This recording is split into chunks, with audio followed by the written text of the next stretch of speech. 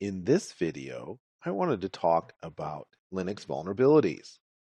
Now, the first question you might ask yourself, why Linux? Well, there are a couple of reasons for this. Linux is the operating system by programmers for programmers.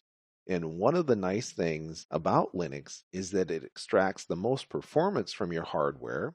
So if you have older hardware, it runs well with Linux. If you have new hardware, it runs extremely well with Linux.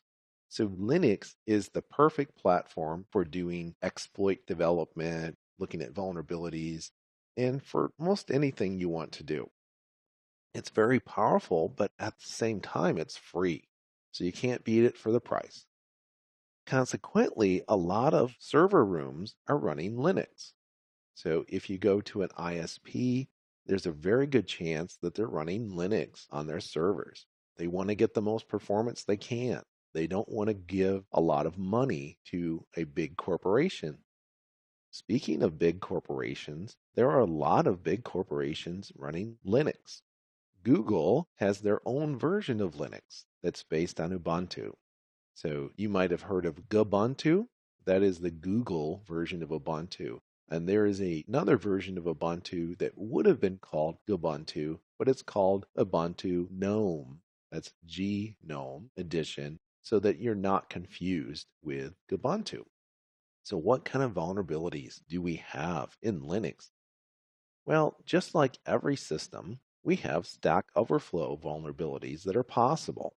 However, this situation is a little bit harder than Windows to exploit.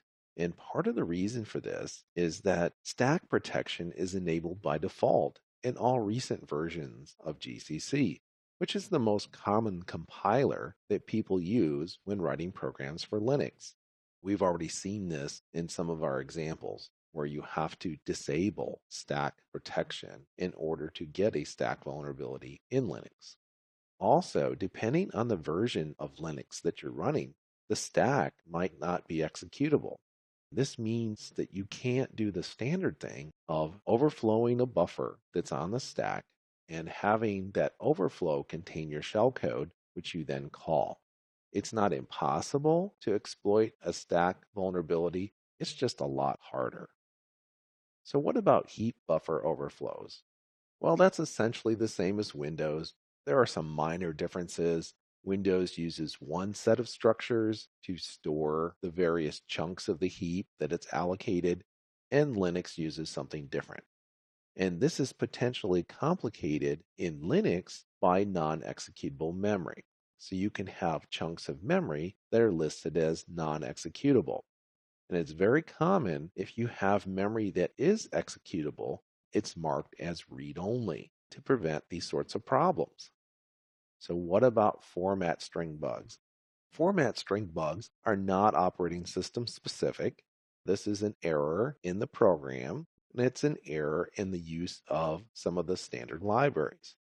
So Linux is vulnerable to format string bugs, just like everybody else. However, if you use a compiler such as GCC, it will tell you, hey, you could have a format string vulnerability.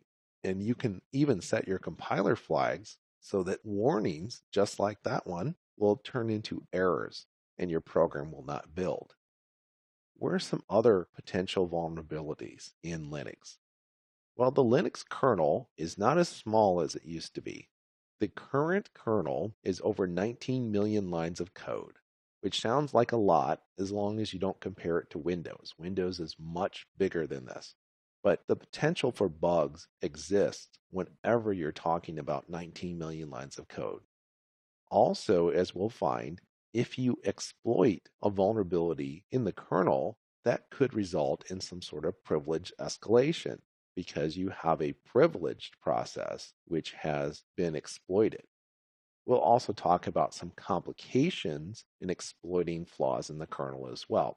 But it's certainly possible that there are flaws out there that have been undiscovered. You could be the first to discover what we would call a 0 day because it hasn't been published yet.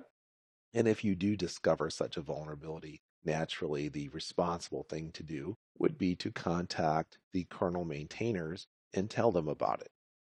But we will talk about all of these issues in some future videos.